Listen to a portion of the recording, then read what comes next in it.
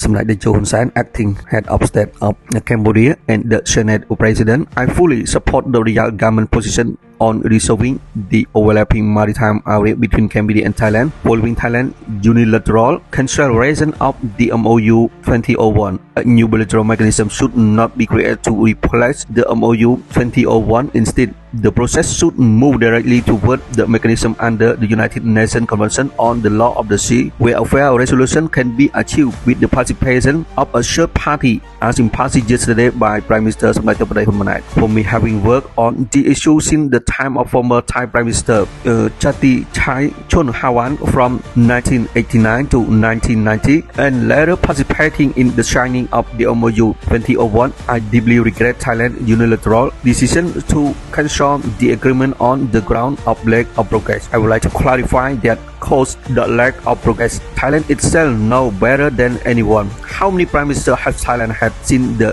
2006 Thai coup. After that, ousted former Prime Minister Thaksin Shinawatra. Cambodia, on the other hand, has maintained continually under Prime Minister Techo Hun Sen and now under Samdech Hun Manet without changing the negotiation mechanism or sustain. Meanwhile, Thailand has changed Prime Minister around 10 times. Could this be one of the reasons for the lack of progress? I would further emphasize that despite Thailand frequent change in leadership, those leaders still demonstrate a willingness to continue negotiation. For instance, under the government of Prime Minister Apasit Vichajiva, the Deputy Prime Minister Suthep Thongsuban and Defense Minister Prawit Wongsuwan were sent to meet with me at my residence in Takmal in 2010. It was during that visit that both dignitary exploring Cambodia Shamlo Koko for the first time, prepared personally by my wife for Dalat. Cambodia is moving forward based on international law. Please do not accuse Cambodia of internationalizing the bilateral issue, nor claim that Cambodia is setting a trap by inviting third-party or international involvement like this. Please do not urge Cambodia to establish a new bilateral mechanism to replace the one that Thailand has unilaterally cancelled. It is my hope that Cambodia and Thailand will join hands in moving toward an appropriate international mechanism with jurisdiction over maritime issues. Thank you.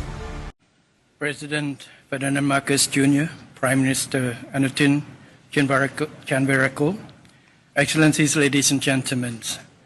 First of all, I would like to express my sincere appreciation to President Marcos Jr. as ASEAN Chair for convening today's meeting. The Philippines' constructive leadership in promoting regional peace, stability, and unity is commendable. Today, Prime Minister Anutin and I have just met with a collective resolve for lasting peace. Our discussions focus on de-escalations and trust-building measures to restore and consolidate a functioning framework for lasting peace and renormalize relations. We discussed the resumption of all existing mechanisms, namely the JBC, GBC, and RBC, as the new government of Thailand has assumed its full functionality. Cambodia highly appreciated the important role of ASEAN Observer Team, the AOT, and thanks ASEAN member states for their continued support and contributions. Cambodia welcomed the Philippines' assumption of its leadership from Malaysia. Cambodia has extended full cooperation and called for strengthened role of AOT to verify and ensure the implementation of the ceasefire and all agreed measures. We also highlight the importance of people-to-people exchanges, including through the Cambodian-Thailand Friendship Association as a complementary pillar in rebuilding trust and promoting mutual understanding. Moving forward, we have tasked our two foreign ministers to engage in further discussions in detail and carry them forward in a practical and result-oriented manner, just like the President